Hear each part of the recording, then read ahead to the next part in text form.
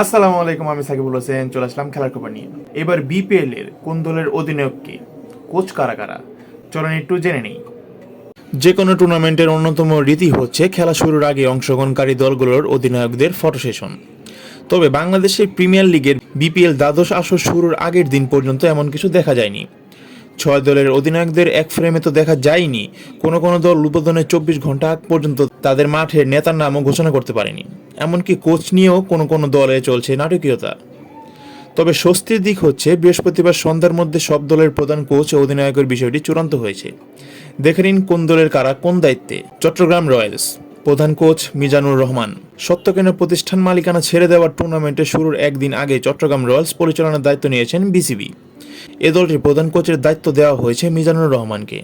তিনি সর্বশেষ আসরের চ্যাম্পিয়ন ফরচুন বরিশালের কোচ ছিলেন। প্রথমে চট্টগ্রাম রয়্যালসের প্রধান কোচ করা হয়েছিল মমিনুল হককে, তবে এখন তিনি সহকারী কোচের ভূমিকা থাকবেন। ব্যাটিং কোচের দায়িত্ব তুষার ইমরান, ম্যানেজার নাফিস ইকবাল। আর বিসিবি এই দলটির টিম ডিরেক্টর বানিয়েছেন জাতীয় দলের সাবেক অধিনায়ক হাবিবুর বাশারকে। চট্টগ্রাম রয়্যালসের অধিনায়কের দায়িত্ব পালন করবেন বাংলাদেশ টি-20 দলের অফ স্পিন অলরাউন্ডার মেহেদী হাসান। এরপর হলো নোয়াখালী এক্সপ্রেস, প্রধান কোচ খালেদ মাহমুদ। টুর্নামেন্ট শুরুর আগের দিন বড় আলোচনায় জন্ম দিয়েছেন নোয়াখালী এক্সপ্রেস। নিলামের দিন থেকে দলটির সঙ্গে থাকা প্রধান কোচ খালেদ মাহমুদ হুট করে কাজ করবেন না বলে জানিয়ে দিয়েছিলেন। তবে কয়েক ঘন্টা পর ফ্র্যাঞ্চাইজি কর্তৃপক্ষের সঙ্গে সমঝোতা হয়েছে তার। নোয়াখালী এক্সপ্রেসকে চমকে দিয়েছিল অধিনায়কের নামও। সৌম্য সরকারকে অধিনায়ক করা হবে বলে জোর গুঞ্জন ছিল, কিন্তু অধিনায়ক হিসেবে ঘোষণা করা হয়েছে সৈকত আলীর নাম, যিনি নিয়মিত একাদশে জায়গা পাবেন বলেও হয়তো অনেকেই ভাবেননি।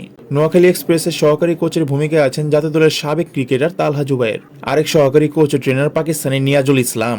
এরপর হলো রংপুর রাইডার্স, প্রধান কোচ মিকি আর্থার। বিতর্ক মুক্ত পরিকল্পনা মাফিক কাজ করার দিক থেকে এবারে বিপিএল এর সবচেয়ে গোছানো দল রংপুর রাইডার্স। দলটিকে গোছানো বলার অন্যতম কারণ কোচ। অধিনায়কের নাম বেশ আগে থেকেই চূড়ান্ত করা। গত মৌসুম থেকে দলটির প্রধান কোচ ছিলেন মিকি আর্থার। পাকিস্তান, দক্ষিণ আফ্রিকা সহ একাধিক জাতীয় দলের সঙ্গে কাজ করা এই দক্ষিণ আফ্রিকান এবারও রংপুর রাইডার্সের কোচ।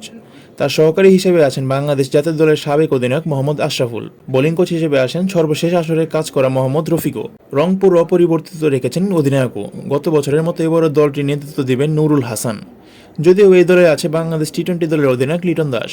তারপর হলো সিলেট টাইটান্স, প্রধান কোচ সোহেল ইসলাম। সিলেট প্রধান কোচের দায়িত্ব দিয়েছেন দীর্ঘদিন বিসিবিতে কাজ করা সোহেল ইসলামকে। তিনি অনূর্ধ্ব-19 দল ডেভেলপমেন্ট ক্যাম্প এবং বাংলাদেশ টাইগার্সের মতো জাতীয় দলের পাইপলাইন নিয়ে কাজ করেছেন। কোচিং স্টাফে সোহেলের সঙ্গে পেয়েছেন সহকারী হিসেবে মাহমুদ ইমনকে, বোলিং কোচ হিসেবে সৈয়দ রাসেলকে। সিলেট টাইটান্স উদ্বোধনের আগের দিন অধিনায়ক হিসেবে মেহেদী হাসান মিরাজের নাম ঘোষণা করেছেন। মিরাজ বাংলাদেশ দলের ওয়ানডের অধিনায়ক। তারপর হলো রাজশাহী ওয়ারিয়র্স, প্রধান কোচ হান্নান সরকার। কোচের বিষয়টি বেশ আগে ভাগে চূড়ান্ত করেছিল রাজশাহী ওয়ারিয়র্স। বিসিবির নির্বাচক পদ ছেড়ে এবছর আবাহনী লিমিটেডের কোচের দায়িত্ব নিয়েছিলেন তিনি। তার তত্ত্বাবধানে খেলা দলটি ঢাকা প্রিমিয়ার লিগের চ্যাম্পিয়নও হয়েছেন। এবার বিপিএল নিলামে রাজশাহীর জন্য খেলার বাছারে বিশেষ মনোযোগ ছিল তার। হান্নানের সঙ্গে সহকারী কোচ হিসেবে আছেন জাতীয় দলের সাবেক ক্রিকেটার রাজিন সালেহ। রাজশাহীর অধিনায়কের দায়িত্ব দিয়েছেন বাংলাদেশ টি-20 দলের সাবেক অধিনায়ক নাজমুল হোসেনকে। তারপর হলো ঢাকা ক্যাপিটালস, প্রধান কোচ টবি রেডফোর্ড। ঢাকা ক্যাপিটালস প্রধান কোচের দায়িত্ব দিয়েছেন বিসিবি এসপিতে কাজ করা টবি রেডফোর্ডকে।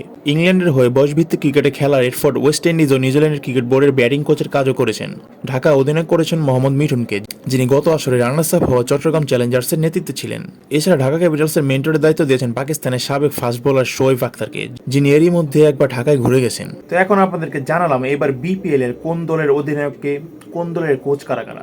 যদি আপনাদের আমার এই ভিডিওটা ভালো লাগে থাকে তাহলে অবশ্যই আমার সাথে থাকবেন। আসসালামু আলাইকুম।